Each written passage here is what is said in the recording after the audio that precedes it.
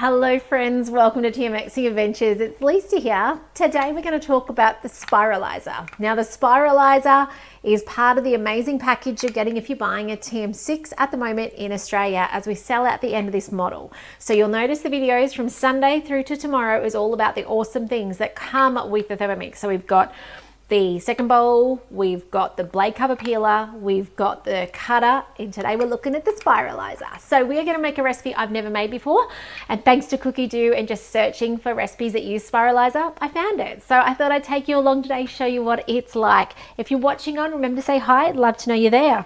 So we'll go straight to start cooking, and hopefully you can't hear the dishwasher grumbling in the background. So place a bowl on the mixing bowl lid, and it wants you to weigh your sweet potato onto it. I've already done that because I needed to know how much I needed. 400 grams of sweet potatoes, ends trimmed if necessary to fit in the feeder. So let's talk about that for a second. Our cutter has a feeder up the top here. Okay, this is our little pusher. We actually use a different pusher when we're using the when we're using the Spiralizer. We're going to use this same entry though, which is why we need to make sure our sizing fits. So you can be really pedantic about it and make them into nice little oval or circle cylinder style shapes. Hello Gwenda, lovely to see you on. Or I just cut them to size so they fit. Totally up to you. Okay, this comes out when we use the Spiralizer. We put it aside. We need to still use our shaft, which is here. Had a little moment then when I was like, oh, I hope I haven't misplaced that. I'm putting that in the bowl and I'm going to remember to remove it.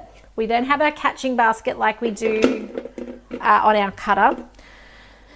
Then we need our actual little, this bit, okay? So we'll talk more about that fitting in the feeder in a second. Set that aside. Okay, so insert, and it shows you this cool little video, okay, on how to do it. In this goes, and then it says with the thin cut blade. So with the Spiralizer, you've got two blades. You've got, this part comes out, we just squeeze it and it comes apart. So we've got a blade number 1, which is the thick one, and it says the green blade, which means we're going for the thin one. Okay, actually, is it thick and thin, or is one's ribbon? It's not thick and thin. Thin cut blade, green blade. I don't know. One of them's a thick. Well, okay, there we go. So that's what it is. One's thick, one's thin.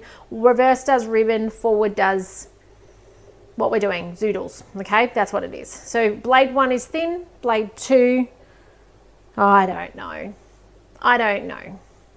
We're just going to do what it says. It says put the green in. We're going to put the green in, okay? I don't know what it's doing there. Okay, on with that. We'll just do what it says, right? What could possibly go wrong? So we're going to put that back together. Slide that in, and by the way, it tells you on your box when you get it what does what, so that you've got a TM5. By the way, TM5 owners, you should trade up and get this amazing thing with your TM6. But if you have a TM5, this will fit. You use speed 4, and then you've got reverse or forward that does, I don't know what. Read the instructions. I can't remember what it all does. It's terrible. The brain is in overflow at the moment. All right, let's go next. So it tells us to put the cutter into the lid. Now, little tip here. What I find easiest is to actually put this on top of this first, because this little bit here needs to go inside beautifully in that, so they line up, okay? Otherwise, it's not in the right place. Hello, Lorraine. Otherwise, it's not the right place, and you're not going to be able to use it as a Spiralizer. It just won't work. It won't cut because that circle is then somewhere else. So when I look down, and I don't know if the camera's good enough. Oh no, you can see. Can you see how that circle perfectly aligns? That's what we want. And if you look carefully on this left side, you can actually see that little bit I was referencing before. See the black little line? That is, when I pull this out, that. Okay, that has to be in its right position. It's not technical, it's just a piece of knowledge to know that's how it goes, okay? Then we put this at the front. It always sits at the front when we're using the Spiralizer. Now we have a special little pusher because the pusher needs to hold this to ideally come out at the end. If it doesn't come out at the end, you won't get your next bit of food through. So it says place the cutter lid into position, secure sweet potato to the pusher. So this is different to the cutter where we actually line it all up in the tube before we go. So I'm pushing this on, so it's like that. Now you notice I didn't take the time to do little circles. We're going to go like this, like that, and then we're going to go next. And it says info, in the next step, check the filling of the cutter basket to avoid overloading and empty if necessary. Check the blade isn't blocked by leftover ingredients. Repeat with remaining sweet potatoes. So depending on the shape, the size of your sweet potatoes, will depend on how many times you have to repeat this process and how many times you may need to remove that remaining part of the food. Let me show you what I mean. Probably makes more sense as I show. So it says, while gently press to push it down, turn the speed selector to start. So we're going to push this down. Two-hand job, okay? 2 hands. Now, that's perfect. We want that out. If that came out empty, we need to stop it and clear it, but it's come out what we want. So now I simply put the next one on. 2-hand job. Didn't give me long enough. Let's go again. Okay, let's go. Awesome, it came off again. Love that. Next one. Perfect. Let's see if we can get all of them done right. Timing. Somebody tell the recipe development team to make it longer. Oh, we are hitting the jackpot today.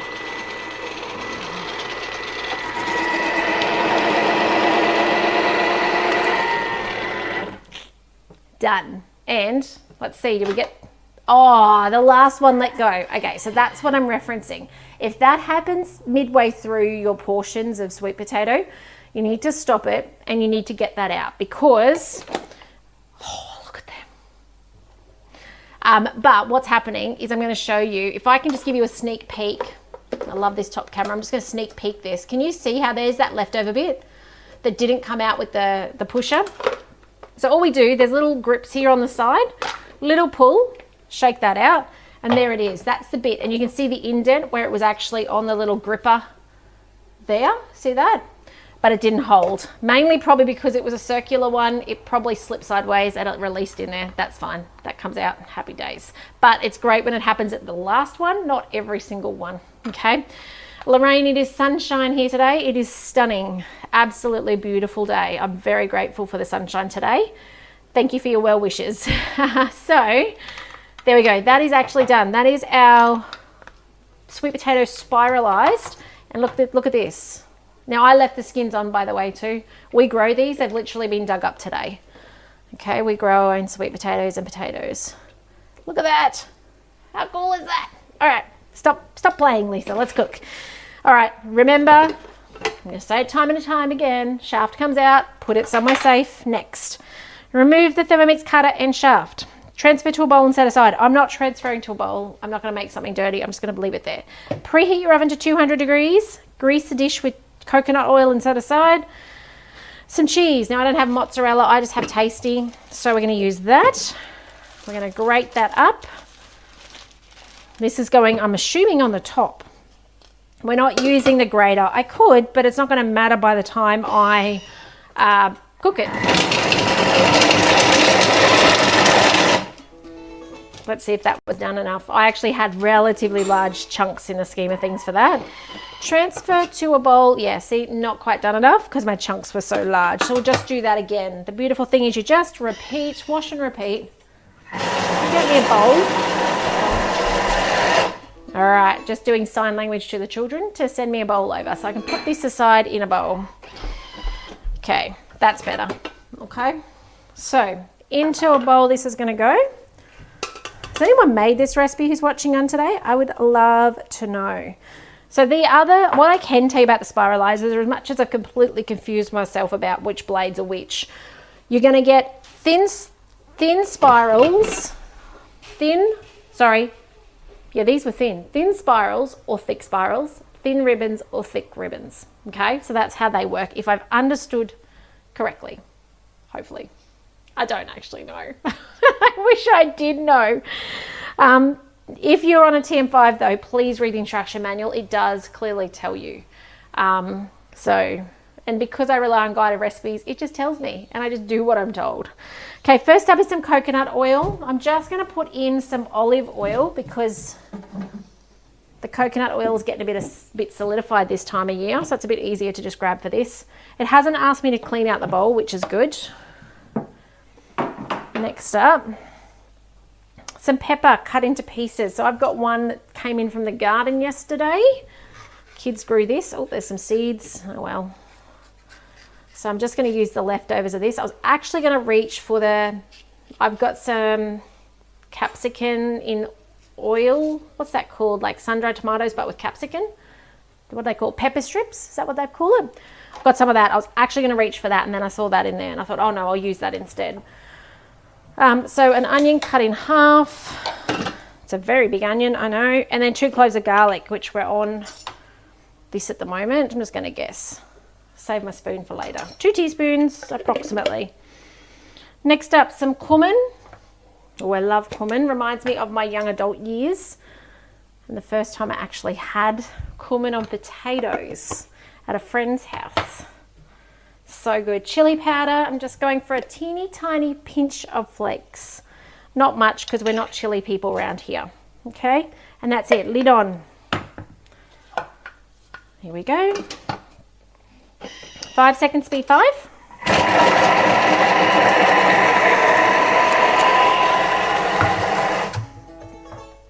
Okay, next up. Scrape down the sides with a spatula. Has everyone noticed that the TM7 spatula is a different shape yet? Next week I will compare that with you and show you, but different shape. We don't put it through the hole in the lid anymore. We can take the lid off to do it. So excited. Oh, look at that. The chop, I every time I see the chop, it's like the icing sugar. I just am in awe. All right, we're going to cook this off for 5 minutes, 100 degrees, speed 1. Now, I guess if you didn't have a Thermomix right now, this would be, sorry, if you don't have a Spiralizer right now, I should say, this is where you are going to use a manual Spiralizer to make your zoodles with your sweet potato, or a grater to grate them, I guess. If you don't have that tool right now, I need a simmering basket. There we go. So that would be my suggestion if you don't have that. The other thing you could be doing now in your kitchen is slicing up your chicken, because you need chicken in the next step. And if you want to get ahead in your recipes and work out what you need next, remember you've got your preview button on the top screen. If you're on a TM5, there's a way. You can go to recipe details, I think, and scroll down. It's been a little while, but I think you can. So once this is done, it's going to a bowl as well. And then we're going to, no we're not, yes we are. Then we're putting chicken in with some oil. I thought I jumped back. And some salt. Now, anytime you see salt in a main meal recipe, that is your hint to use something else. Your veggie stock. Now, yesterday I cleaned out the fridge and I made a batch. You can see mine's really red because we've had these capsicums we've been growing. And so I had about a dozen of smaller ones, about half that size, in the fridge. And guess what they went into? The stock. So it was still celery, it was still zucchini, it was still carrot. It was some parsley, some basil, some rosemary, some garlic. Didn't do tomato, they're way too expensive at the moment, but I put in a whole lot of little capsicums. Okay, so seeds and all, and that's why my veggie stock is very red. Now, you can use what you've got. If you've got cabbage leaves from the outer of your cabbage that you'd ordinarily chuck out, if you don't have chickens, you can use them for your veggie stock, freeze them up. If you've got broccoli stems, if you've got cauliflower outers, they're all things that you can put in the freezer and then into your next batch of veggie stock. It does not have to be prescriptively what it says. Okay, I mean you can, but if you don't need to go buy those ingredients, you could be making veggie stock with the leftovers from your freezer, literally. which is super cool. I'm stepping away from the Thermomix because that onion is starting to get my eyes. But yeah, I've done super green ones over the years. I've done this is probably the most orangey red I've ever done. I've done the horrible green looking ones as well that look very in between brown color. But there's no right or wrong, barring the fact that it's about 800 grams of vegetables. Oh, actually there is a wrong. Don't use potato, and don't use too much sweet potato or pumpkin. It's too starchy, or too much carrot for the same reason. They're too starchy. Instead of ending up with something that's paste-like, you'll end up with something that's very, very thick. And I've done it. Like, I've actually done that before. I've had ones that have been not chunky. They've been thin, but they've been, what would you call them? Like mashed potato. So they've been like textured fine, but they weren't like a paste. They were more like a mashed potato, like quite thick. So yeah, something to be mindful of, but you can make it with anything. And then don't forget your salt. Okay, it is what makes it. It's what spreads that flavor. The smell is what tells our taste buds it's amazing, which is all those veggies. And the salt is just what preserves it and does that broadness of flavor. So really important for the salt as well. Now, I've had people say they freeze it. If you're going to freeze it, number one, it generally doesn't go off very easily. Like, you can last in your fridge for 6 months. It's recommended a few months, but mine's been in there a long time at times. You could freeze it, but I would suggest freezing it in whatever you want to actually be able to scoop it from. Definitely not ice cubes. It won't come out of ice cubes, okay? Because the salt keeps it soft, it won't pop out of an ice cube. So put it in something like a jar where you can scoop out of it, so that that. And definitely if you're doing meat stocks, I would say put them in the freezer in something you can scoop out of. I don't do meat stocks. I have only ever done it once. I've done one beef and one chicken in my 11 years with the Thermomix, and I've stuck with veggies. And it's not because I'm a vegetarian, it's just because it's cheaper, and to me it tastes the same. My family could not tell the difference. So, personal preference. 20 seconds to go. I've already sliced up my chicken. It's ready to go. By the way, with the Spiralizer and the cutter, they're dishwasher safe. So feel free at the end of the day to put them through the dishwasher. Okay, you don't have to hand wash them, well, unless you don't have a dishwasher. Then you can hand wash them. Hello, Sue. Lovely to see you on this afternoon too. Okay, if I want to get back to the actual recipe, it's got 4 seconds, but just push home and push the bookmark and it takes you back. Transfer to a large bowl and set aside. Can I have a large bowl, one of the boys over there, please? Just another bowl from there. Okay, so next up, we've got some coconut oil, which I'm using olive oil. Of course, if you've got coconut oil and you want to use that, go for it. But it's just here, the olive oil. I'm going to use that. If you only had butter, say you didn't want to go to the shops and you only had butter, use butter if you can do dairy. Like, use what you've got. Okay. I don't know if you guys remember, there was a period of time, must have been end of last year, where I was using fat off our roasts. I guess the equivalent of, what would that be called? Lard, maybe? Because I couldn't get olive oil, and the ones I could get was crazy priced. So, use what you've got, whatever is within your means to do so. Okay, so coconut oil, clearly not coconut oil. Chicken breast, and it says cut into pieces 3 to 4 centimeters. So I've sliced them about the width of my finger and then just chunked them up in about that 3 to 4 centimeters. So in this goes. And by the way, you can make this in your TM31 as well, your TM5. This recipe will work. It's just the spiralizing, which you can do on a TM5. By the way, pushing that to the sides. You cannot do it on a TM31. The Spiralizer does not fit, just in case you hadn't figured that out by now. So half a teaspoon of fine sea salt, which I'm going to put in about a teaspoon of veggie stock. Shouldn't have dropped it on the little knob inside, but that's okay. It'll hopefully come off. By the way, if you've got a TM31, consider trading it in, getting your $680 discount off so that you're getting a TM6 with a second bowl and all these bits and pieces I'm talking about. If you want more information, go to my website, TMXing Adventures, go to the latest news or call me, let me know. Okay, basket back on top. Now it's got a 10-minute cook. Now, if you want to see the rest of this recipe finish, you're going to have to go see me on YouTube at 6 o'clock tonight. Okay, welcome back. I've just been called back. I went and did a whole lot of other stuff. And look at that. That chicken is mostly cooked by the looks of it. No, it is cooked, except for maybe this chunk. Maybe I should have stopped it halfway through and checked. Oh no, there we go. It's cooked. Look at that. Oh my goodness. All right, so it's like shredded cooked. Cool. Never made this recipe before. Next up it says tinned sweet corn. So I've just been draining it up the back. Now it does say beans in the next step. I'm just giving you the heads up. Don't think my kids would eat it, so I'm not going to include it. I think they'll eat the corn. We'll try. We don't normally eat tinned corn.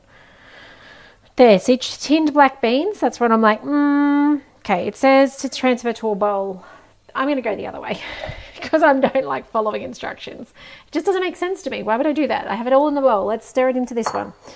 And then it says to stir with a spatula until combined. I could put on reverse, but I would like the what they call corn to hold their little textures. Gives it, because that chicken is so shredded. Next up, place the spiralized sweet potato in the prepared baking dish. So I'll just grab my Fira, which I had grand intentions of having organized before this point in time. And we're going to put the spiralized potato in that. So that's here. Love that. Just break, let me just lift this and show you. Just break or pull apart. Oh, sorry, I dunked my microphone, guys. Any bits that are kind of clumpy, because otherwise they're obviously not going to cook well. Although there's a bit of liquid in that chicken, which gives me hope that it would actually just cook, boil these in the bottom. Oops, try not to throw them away. If they're too, but look at that, guys. Something to note, I'm excited for, is these were not circles. And look at how they still work out. There was one circle in there, but look at all these. Like, it's just beautiful. So anyway, stop playing with your food, Lisa. Let's just finish this recipe. So place the spiralized sweet potatoes in there. Add the vegetable mixture and top with the grated cheese. So I'm just going to make sure there's none of those big chunks of chicken remaining. This goes on top. Let me spin you around. You want to see this in action? Let's spin you. So put this here. Oh, actually something to note is I would use your Thermomix spatula. I'm not using my Thermomix spatula because some of the chicken is stuck around the blades. I'll just show you what I mean. You see that bottom bit? So I want the rigidness of the spatula. Even if it's your TM6 spatula, that's okay. There we go. I just want to be able to push those blades around and get it out from those blades.